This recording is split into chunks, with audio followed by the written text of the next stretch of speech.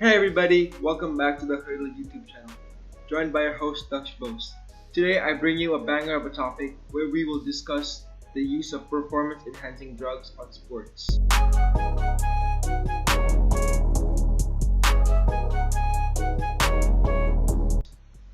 In a world where sports has been elevated to a whole new level, with lots of revenue being made and a very high physical demand, athletes would do anything to elevate their game.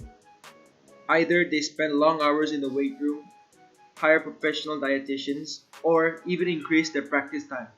While all this is completely fine and legal, there's a new trend in athletes choosing a much more dangerous and illegal way by using performance enhancing drugs. But for the sake of this video, I'll be referring to them as PEDs. The long-term effects of PEDs haven't been studied properly, and short-term benefits are tempered but with many risks. Not to mention that doping is prohibited by most sport organizations. Some athletes take a form of steroids known as anabolic steroids to increase their muscle mass and strength, giving them unfair advantages to others.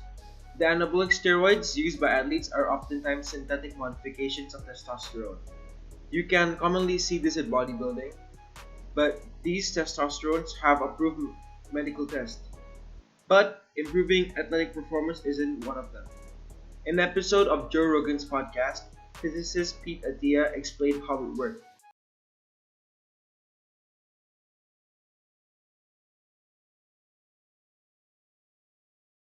Only thing that steroid is doing is enabling you to recover faster from the brutal work that it takes to actually do those things.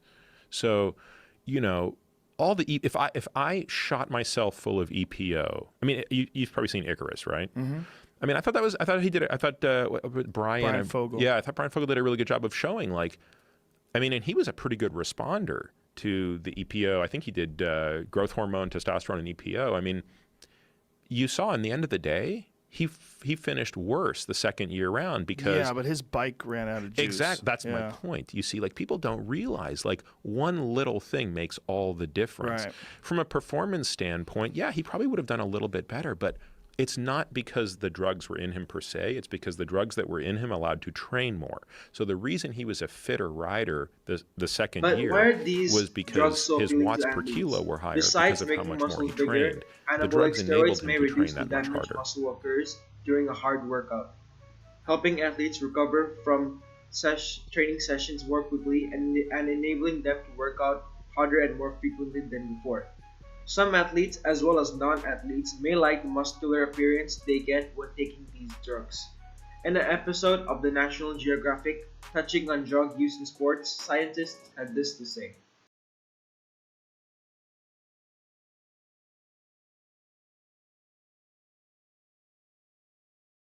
Many experts believe that steroids can push the physiologic limits of the muscle, making it bigger, faster, and stronger than it could get naturally.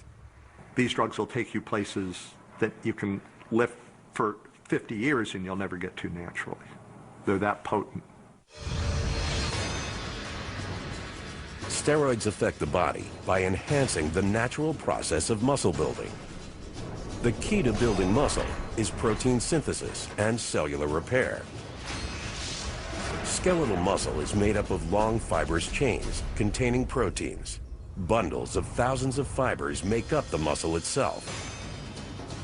When an athlete engages in a heavy workout, this structure is damaged, causing micro tears in the muscle fibers. The body naturally repairs this damage by mending the torn fibers. The result is a muscle that's larger and stronger than before. And with each additional workout, the athlete adds bulk, strength, and speed. With steroids, muscle repair can come faster. But taking these high medical drugs has high risk. For one, males can develop infertility, prostate gland enlargement, and females can develop baldness, which may be irreversible. Infrequent or absent periods, a deeper voice, which may also be irreversible, and both male and female may develop high blood pressure, heart and blood circulation problems, aggressive behaviors, rage or violence, and psychiatric disorders such as depression, just to name a few. Some athletes may take human growth hormone, which has an anabolic effect. Athletes take it to improve muscle mass and performance. However, it hasn't been shown conclusively to improve either strength or endurance. One famous athlete known to have taken whole human growth hormone is none other than PSG superstar Lionel Messi. But in his case, it was due to a childhood condition affecting his pituitary gland, hindering his ability to grow. But those with no professional prescriptions could be diagnosed with these following issues: joint pain, muscle weakness, fluid retention, diabetes, vision problems, carpal tunnel syndrome, impaired glucose regulation, an enlarged heart, as well as high blood pressure. And the last drug in this list is erythropoietin, but to make it shorter, I'll be calling it as EP. EP is a type of hormone that's used to treat anemia in people with severe kidney disease. It increases production of red blood cells and hemoglobin, which is the protein that carries oxygen to your body's organs. Taking EP improves the movement of oxygen to build muscles.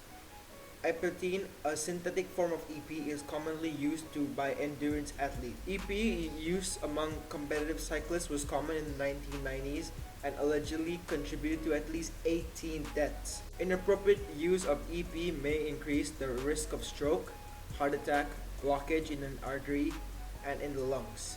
Now you may be wondering, why on earth these athletes just put on the extra hours? Well, there are plenty of reasons. For one, just like in the introduction, sports have become so much more competitive than just fun and have turned to more of a livelihood for these athletes. As with so much physical demand, many resort to taking PEDs. Former NBA player Charles Barkley explained why athletes take it.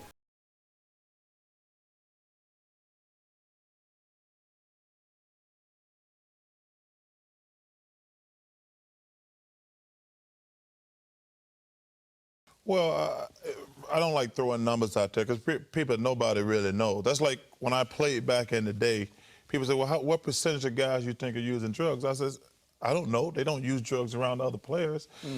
I think any player who gets busted using performance-enhancing drugs now is just an idiot. I mean, Because? well, number one, it's illegal. Number one is wrong. But if you get caught now, I mean, that you know it's coming. I mean, that would just make you an idiot. But I got to say this thing about, I said something about the steroid baseball generation a few years ago that I really believe.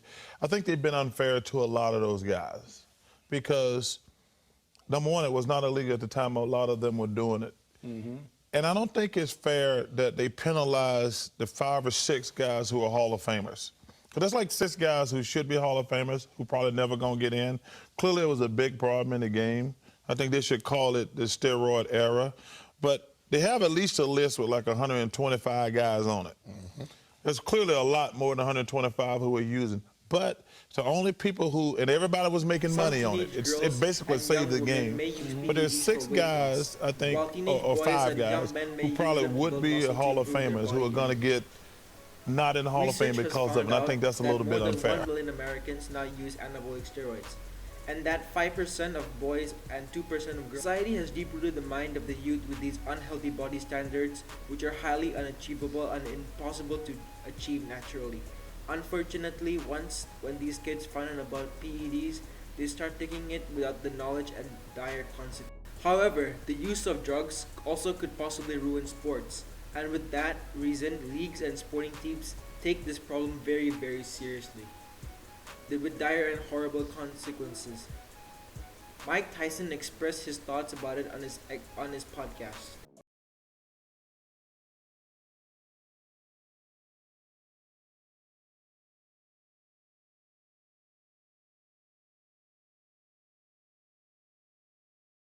And listen, I don't even blame the athletes. You know, I can't blame them. You know what this is going to give? It's going to give you your dreams. This is going to give you your dreams. I'll put you so close to your dreams, you're going to get them. You're going to touch them. It's just, it's hard to even say no, because this is what, and this is the truth. If an athlete, very few athletes that could say, I just want to see if I'm better than him. It's clean. I just want to see him I'm better than him. Man for man, can I beat him? You know, we want to believe that, but I can make sure I'm better if I take this, though. I guarantee me to be better. You know, it's tough for us because some of us don't like to touch who we really are. We're really winners or losers. Sometimes we doubt who we are, even though we are that great Russia was energy. We banned in the doubt it Olympics for sometimes. 4 years after So, most of their players got caught it could be using like PEDs. Under the it's ban, easier to say Russia's this. flag, Take this. name, This and would be anthem easier. would Yeah. not be Make me allowed at better. the Tokyo Yeah. Olympic Games until the Beijing Winter Games of 2022. The World Anti-Doping Agency also barred Russian sport and government officials from taking part in the games and prohibited the country from hosting international events. Tyson Gay had one of the biggest scandals in Olympic history. The former world doubles sprint champion was faced with a number of disappointing races. Gay took it upon himself to start doping, and when he was caught, the consequences were very bad. He was banned from sprinting for a year and had to return the silver medal that he won with the US in the 4x100-meter relay at the 2012 Olympics in London. He has suffered serious consequences by cooperating and has tried to help sport move forward for the good of clean athletes, which was a major contribution to why he was only banned for a year. And lastly, we have Jose Kansenko, where in 2005 Kansenko admitted to using anabolic steroids. Kansenko also claimed up to 85% of Major League Baseball players took steroids, a figure disputed by many.